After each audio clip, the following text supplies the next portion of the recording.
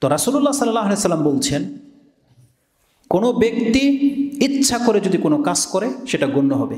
এটাও আজকে আমার আলোচ্য বিষয় নয়। তার মানে দুইটা গেল। একটা কি? একটা হলো নিয়ত খালেস হতে হবে, এটা আমরা সবাই জানি।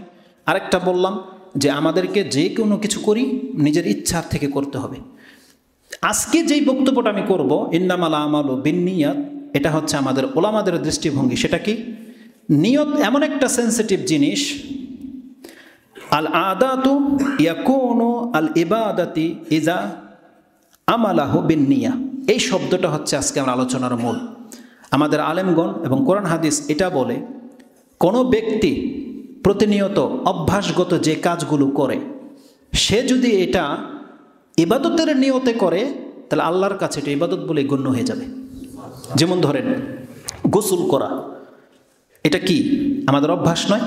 আমরা তো প্রতিনিয়ত গোসল করি। আপনি কাজ করে আসছেন, গোসল করবেন। এই গোসল করাটা কি? অভ্যাস। আজকে কোনো ব্যক্তি জুমার দিনে আসছেন, চিরাচরিত আজকেও গোসল করেছেন আমাদের মাঝে, আলহামদুলিল্লাহ, আশা করি যে সবাই গোসল করেছেন। এই গোসল করা ব্যক্তিদের মধ্যে এখানে দুই রকমের লোক আছে। এক ধরনের লোক যারা প্রতিদিনের ন্যায় গোসল করেছে, যেহেতু একটু আগে মাঠে ঘাটে থেকে উঠে আসছে, খেলাধুলা করে গোসল করে আসছে, যেহেতু শরীর ঘেমে গেছে, যদি না ঘামতো সে গোসল করতো না। অনেকে শীতের দিন গোসলই করেনি, গরমের দিন হলে হয়তো গোসল করত। এই গোসল একটা কাজ।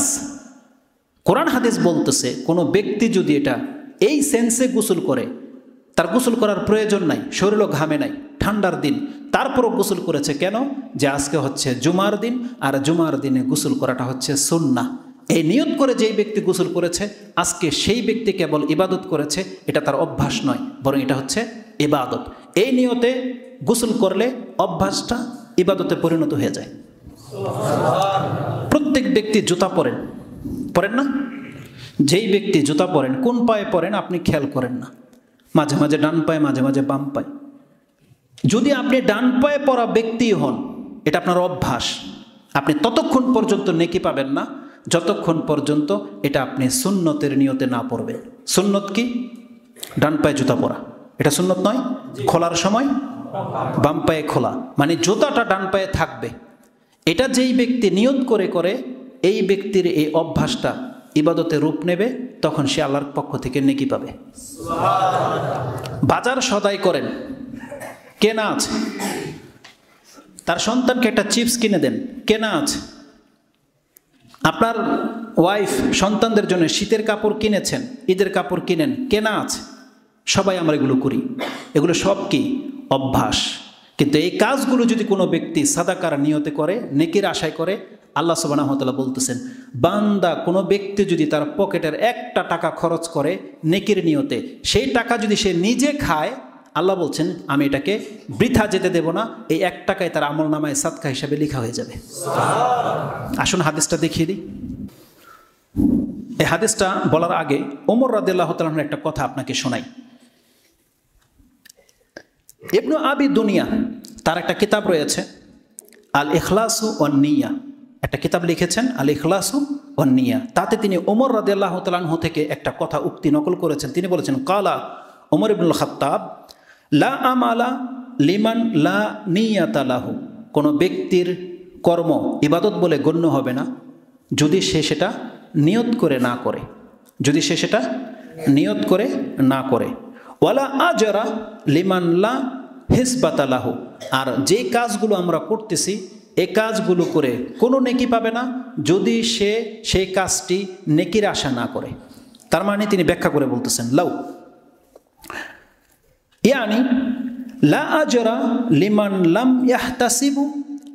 ইয়াহতাসিবু আমালিহি ইনদাল্লাহি আযজা ওয়া জাল।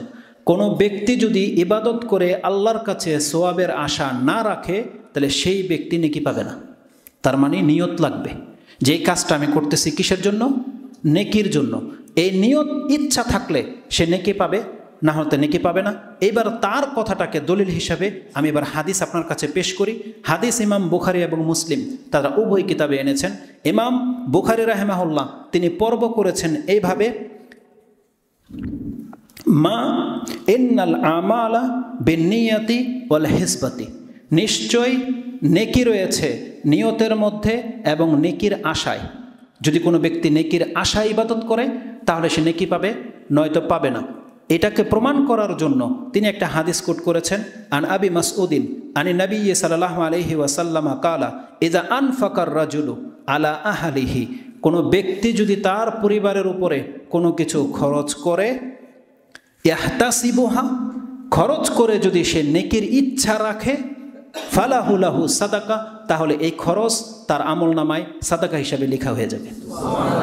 এটা ইমাম বুখারী কোট করেছেন, হাদিস হচ্ছে 55 নম্বর হাদিস, ইমানের অধ্যায় এনেছেন। ইমাম মুসলিমের ভাষা হলো ইন্নাল মুসলিমা ইজা আনফাকা আলা আহলিহি নাফাকাতান, একজন মুসলিম যদি তার পরিবারের পেছনে 1 টাকাও খরচ করে, ওয়া হুয়া ইয়াহতাসিবুহা, এবং সে যদি এই খরচটা নেকির আশায় করে, কানাত লাহু সাদাকাতান, তাহলে এটা তার আমলনামায় সাদাকা হিসাবে লেখা হয়ে যাবে। এটা ইমাম মুসলিম কোট করেছেন, সাদাকার অধ্যায়, হাদিস হচ্ছে 2214, এবং তিনি একটা পর্ব করেছেন ফাদলে আনফাকাতি ওয়া সাদাকাতি আলা আকরাবিহি ওয়া আহলিহি, যেই ব্যক্তি তার পরিবার নিকট আত্মীয়দের উপরে খরচ করে নেকির আশায়, তার মর্যাদা। তিনি এই বর্ণনাতে এই হাদিসটা এনেছেন। এবং এই হাদিসের প্রেক্ষে আমি আপনাকে আরেকটা হাদিস শোনাই, উপমা স্বরূপ পেশ করা হয়েছে। আন্না রাসূল সাল্লাল্লাহু আলাইহি ওয়াসাল্লাম কালা লি নিসওয়াতিন মিনাল আনসার, রাসূলুল্লাহ সাল্লাল্লাহু আলাইহি ওয়াসাল্লাম আনসার মহিলাদের সামনে বক্তব্য করতেছিলেন। এক পর্যায়ে তিনি মহিলাদেরকে উদ্দেশ্য করে বললেন, লা ইয়ামুতু লি ইহদা কুন্না সালাসাতুন মিনাল ওলাদ ফাতাহতাসিবাহু ইল্লা দাখালাল জান্নাহ, যে কোনো মহিলার 3টা সন্তান যদি মারা যায় আর সে যদি এই সন্তানগুলো মরে যাওয়ার কারণে আল্লাহর কাছে সওয়াবের ইচ্ছা করে, রাসূল বলছেন এই ব্যক্তিকে একমাত্র পুরস্কার হচ্ছে জান্নাত। রাসূলুল্লাহ সাল্লাল্লাহু আলাইহি ওয়াসাল্লামকে এক মহিলা বলতেছেন, ইয়া রাসূলুল্লাহ, যদি কারো 2টা সন্তান মারা যায়? রাসূল বলছেন 2টা হলেও। তার মানে যেই মহিলার 1টা, 2টা অথবা 3টা, একটা বর্ণনায় 1টার কথা আছে, কোনো মহিলা বা কোনো মুসলিম ব্যক্তির যদি আদরের সন্তান কোনো 1টা মারা যায়, সে যদি ধৈর্য ধারণ করে আর এর বিনিময়ে যদি আল্লাহর কাছে নেকির ইচ্ছা করে, তাহলে এই মৃত্যুর কারণে আল্লাহ তাকে জান্নাত দিয়ে দিবে, এটা ওয়াদা রয়েছে। এই হাদিসটি ইমাম মুসলিম কোট করেছেন, হাদিস নাম্বার হচ্ছে 6592।